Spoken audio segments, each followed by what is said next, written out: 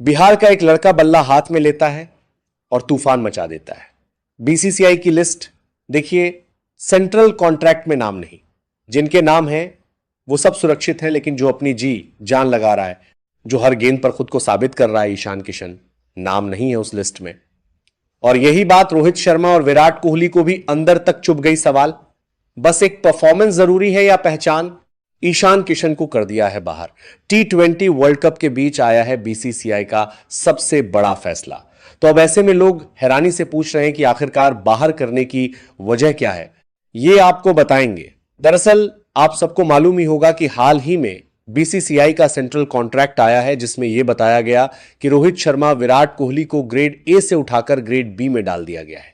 अब ऐसे में जो सूरत हाल है, जो जानकारी निकल के सामने आई, उसमें A B C A plus category को तो हटा ही दिया गया है, लेकिन अब उसमें ए बी और सी कैटेगरी रखा गया है। अब इस ए बी सी कैटेगरी में जब लोगों ने यह देखा है कि जो रिटेनरशिप का ऐलान किया गया है, एनुअल प्लेयर रिटेनरशिप जो होता है, उसमें बात करें तो 2026 के लिए, यानी 2025-26 सीजन के लिए जिन 30 प्लेयर्स का जो लिस्ट जारी किया गया है, उसमें ग्रेड ए, ग्रेड बी और ग्रेड सी का निर्धारण है, और उसमें ईशान किशन का नाम नहीं है। ऐसे में लोगों को बात करने के लिए ने सवाल पूछना शुरू कर दिया कि आखिरकार ईशान को क्यों बाहर किया। क्योंकि जब आपको याद होगा ईशान को और अय्यर को निकाला गया था, तो उसके बाद बीसीसीआई ने कहा था कि अगर ये डोमेस्टिक खेलेंगे और परफॉर्मेंस करेंगे, इंडियन टीम में भी खेलेंगे, तो इनको वापस लाया जाएगा। ये जानकारी जो है वो मिली थी उस समय में श्रेयस अय्यर। तो सेंट्रल कॉन्ट्रैक्ट में आ गए, लेकिन ईशान किशन को अभी भी नहीं लाया गया। और ऐसे में लोग सवाल पूछ रहे हैं कि आखिरकार ऐसा क्या कारण था कि ईशान को नहीं लाया गया। तो पहले आपको कारण बताऊं, उसके पहले जरा बताता हूं कि आखिरकार ग्रेड ए में कौन कौन है। ग्रेड में 3 नाम है शुभमन गिल की, वो 2 फॉर्मेट खेल रहे हैं अभी, और उसके अलावा वो कप्तान भी हैं दोनों फॉर्मेट के। जसप्रीत बुमराह तीनों फॉर्मेट में खेल रहे हैं।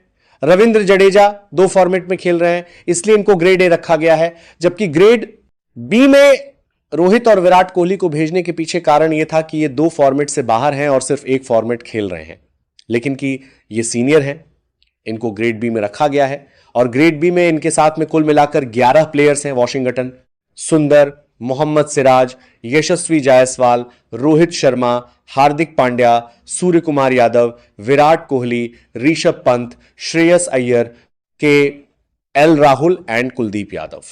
ये 11 प्लेयर्स हैं जो ग्रेड बी में हैं। अब ग्रेड सी में भी लोगों ने देखा कि क्या वहां ईशान किशन है या नहीं। नहीं, क्योंकि ईशान परफॉर्मेंस अच्छा कर रहे हैं। तो उसमें आपको यही बताऊं क्यों नहीं रखा गया है, इसका भी क्लैरिटी आपको देता हूं। ग्रेड सी में अक्षर पटेल, संजू सैमसन, ध्रुव जोरेल, नीतीश कुमार रेड्डी, ऋतुराज गायकवाड़, तिलक वर्मा, अर्शदीप सिंह, हर्षित राणा, अभिषेक शर्मा, रिंकू सिंह, प्रसिद्ध कृष्णा, वरुण चक्रवर्ती, साई सुदर्शन, शिवम दुबे, आकाशदीप एंड रवि बिश्नोई। तो यहां पर कुल मिलाकर देखा जाए कितने प्लेयर्स हैं, तो यहां पर 16 प्लेयर्स हैं। 16 प्लेयर हैं ग्रेड सी में, 11 प्लेयर्स हैं ग्रेड बी में, और 3 प्लेयर हैं ग्रेड ए में। यानी 16, 11, 27 और 3 30 प्लेयर्स का ये लिस्ट है। इसमें आप देखेंगे तो ऋतुराज गायकवाड़ भी इसमें ग्रेड सी के लिस्ट में है, जिन्होंने भारत के लिए कुछ ज्यादा मैचेस नहीं खेले हैं, फिर भी उनको ग्रेड सी में दे दिया गया। बट ईशान किशन, जिन्होंने न्यूजीलैंड खिलाफ 5 T20 मैच खेला, वर्ल्ड कप का भी एक मैच खेल चुके हैं, वर्ल्ड कप टीम में भी हैं, ओपनर बल्लेबाज हैं, फिर भी उनको जगह नहीं दी गई। इसका लॉजिक लोगों को समझ में नहीं आ रहा है। अब रूल क्या कहता है, जरा मैं आपको वो समझाता हूं कि रूल जो है वो क्या कह रहा है, उससे जानकारी मिल जाएगी आपको। रूल ये कहता है आईसीसी का, बीसीसीआई का एक्चुअली, कि आप जब ये सिलेक्शन करते हैं, उस हिसाब से अगर देखा जाए तो एक प्लेयर जो होता है, अगर उसकी हम बात करें तो वहां पर कहीं ना कहीं एक प्लेयर जो है वो 3 टेस्ट स्टार्ट, वनडे या 10 T20 आई खेलता है, तो वो ऑटोमेटिक ग्रेड सी कॉन्ट्रैक्ट का जो है हकदार हो जाता है। लेकिन आमतौर पर ये क्या होता है, हर साल रिन्यू तो होता ही है, लेकिन ये भी देखा जाता है कि क्या वो प्लेयर जो है वो अब आगे अगले साल खेलेगा, कितना खेलेगा क्रिकेट, उन सबको देखा जाएगा। खिलाड़ी का फिटनेस देखा जाता है, मैच के परफॉर्मेंस एक साल में देखे जाते हैं, और उसके अलावा मिनिमम मैचेस की जो प्रायोरिटी है वो भी दे दी जाती है। लेकिन फिर सवाल ये होता है कि अगर ये सब कुछ है तो फिर ईशान किशन भी तो मैचेस खेल रहे हैं, और आगे भी ईशान किशन अब T20 का परमानेंट हिस्सा होने वाले हैं, तो उसमें जगह क्यों नहीं बनाई जा रही है?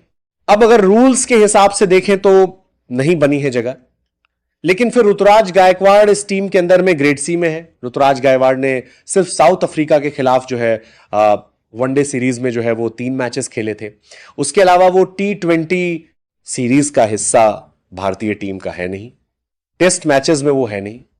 तो ऋतुराज गायकवाड़ अगर टीम का हिस्सा है ग्रेड सी का, तो ईशान किशन ने भी तो 6 T20 मैचेस खेल लिए। क्या उनको जगह नहीं मिलनी चाहिए थी? प्लस ईशान किशन भी पूरे साल डोमेस्टिक क्रिकेट खेलते रहे। ईशान किशन अब आने वाले समय में भी आपके लिए जो है वो लगातार मैचेस खेलेंगे।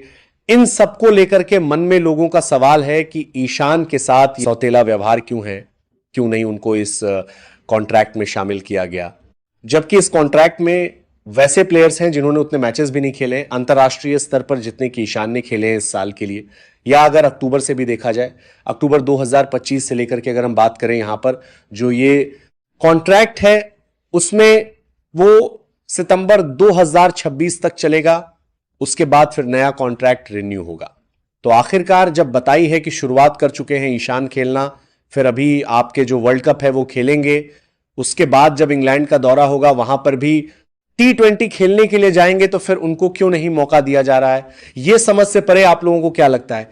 क्या ईशान किशन को ग्रेड सी में भी एटलीस्ट जगह नहीं देनी चाहिए थी टीम को? टीम में BCCI को आप लोग जो भी मन में लगता है कमेंट करिएगा, वीडियो को लाइक शेयर और सब्सक्राइब कर लीजिएगा।